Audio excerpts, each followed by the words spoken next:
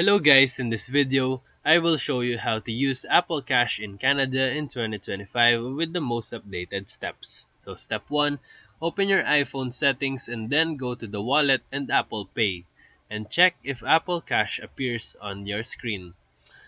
Apple Cash is officially limited to US, but Canadian users with a US region setup may access it.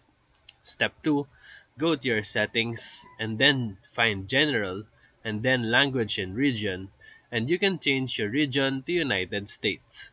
Step 3, restart your iPhone and go back to your wallet section, and you should now see the option to enable Apple Cash. Step 4, tap Set up Apple Cash and follow the prompts. You will need a US-based Apple ID and address to complete the verification. Step 5. To use it in Canada, you can still make purchases anywhere Apple Pay is accepted, as long as your Apple Cash balance has funds. And make sure that merchants support Apple Pay.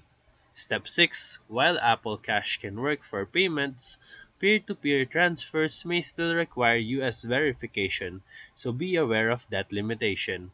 And now, you can start using Apple Cash in Canada with this 2025 setup.